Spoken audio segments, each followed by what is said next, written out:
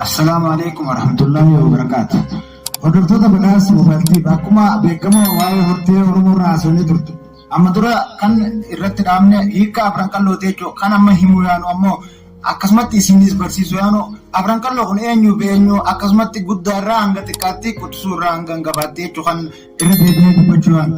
Kanaaf kan mee irratti waliin mari'annu kan saayibootan keenyaa fi akkasumatti yuutubaroota hanga wajjin roojii kan irra mari'annu kan ta'u ta'a isin hanga dhuma qophii keenyaatti nu faana turuu hin dagatinaa.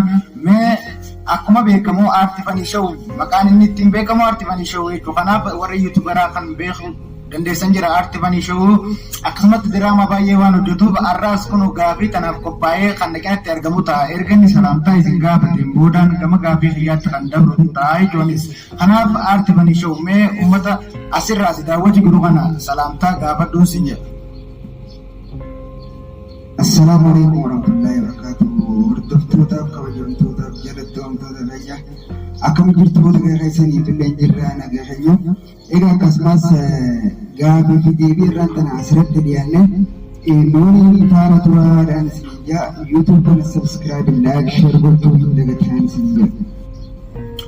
Akkasumatti mee gama gaafiitti osoo hin dabarreen dura warreen YouTube channel kana baaree taatan mallattoo subscribe tun yoo kan diimattee jiraatu taates subscribe godhaa mallattoo beelii kan fuuldura yookaan tuqa oolii rakaadhaa erga yookaan kan mallattoo noveekshinaatti beekuu jiraatillee mallattoo noveekshinaa kana eegatuutiin booda fuulduratti barreeffamni sii ba'u jiraachuu kanaaf bakka oolii turra haadhuun siyyaa kanaaf mee gama gaafii keenyaatti haa dabarru yeroo gama gaafii keenyaatti dabarru mee aartii fanii shawuu afran qalloo amma dura yuutubaraa keenya kanarratti yuutubii keenya irratti daawwachuun ooltu wanni nuti irraa haasofne waa'ee hiikni afran qalloo maaliif afran qalloo jedhanii kan jedhutu kanaaf kanarraan tana ammoo afran qalloo sun eenyu fi eenyu afran qalloo sun eenyu fi eenyu kan jedhu jechuudha.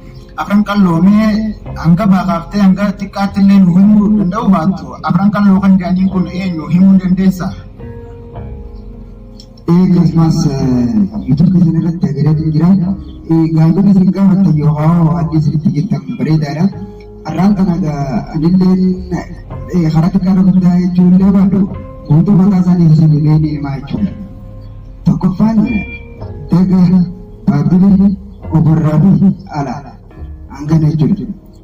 Afran kana jechuudha. Afran qalloo isaan kanaa jechuudha. Ayyee waan bareedaadha gaafii akkasumatti deebisee dhugaa akkasuma jechuudha. Amma sanirraa mee kan beekuu dandeessoo jiraate hangafni eenyu quxisuun eenyu nuuf himuu dandeessaa? Namaan yaala malee daga ala akkana fakkaatetti garuu ala akkana fakkaatetti hin danda'amu. Ayyee garuu maqaa isaanii beeku malee hanga bakka kanatti daangootiin beeku. Kanaaf kan ni beeyte jirtaa ammoo afran qalloo isaanii guutuu isaanii himtee jirtaa hangafaa fi quxisuu isaanii akkasumatti hortee afran qalloo tan isaan namaaf birimaan baay'ee miti afran hangafaa ila quxisuutti baruu qabdaan siin jaa amma xumura qophii keenyatti waan wajjin turtaniif jajjabaadhaa ammoo kan keessummaa biraatti dabarruu mee bifuma gaafii kana fakkaattu gaafii akkam jettu gaafii quxisuu fi hangafa afran qalloo addanuu baasi mee yoo beeyte kan beeytu taate jechuurraa keessummaa biraa kana feerreetu jira itti dabarraa isin akkasumatti eenyummaan keenya kan inni itti aanu Ahmad Jamaal Jaamaa akkasumatti hordoftoota badhaasa moobaayiltiif kanaan wal barii mee salaamtaa gaafadhuun sin jaa Ahmad Jamaal. Waalaikum salaam warahmatullahi wabarakatuh. Akkam nagaa badhaasa moobaayiltiif. Badhaasa moobaayiltiif warri daawwachaa jiru. Akkasumatti mee Ahmad Jamaal gaafii nuti har'a siif qabnu akkuma keessummaa keenya isa duraa aartii fanii shawuu si duratti keessummeessine gaafii nuti gaafanne takkaa lama dhaga'uu roobdu mee gaafii sanuma si gaafannaa jirtuutiin mee hortee afran qalloo keessaa hangafaa fi quxisuu himuu dandeessa isaan lameen qofa maqaa dha'uu dandeessa yookaan kan beektu yoo ta'e. Hangafni anadii quxisuun baabbiidha.